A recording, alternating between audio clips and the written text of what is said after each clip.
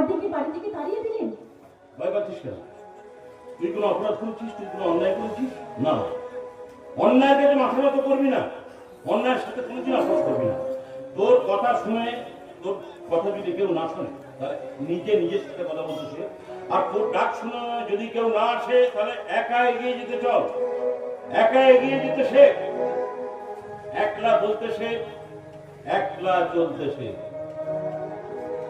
যদি কেউ কথা না কয়, ওরে ওরে ভাগা, কেউ কথা না কয়। যদি সবাই থাকে মুক্তি দায়ে, সবাই করে ভয়, তবে পরাণ খুলে, পরাণ খুলে মনের কথা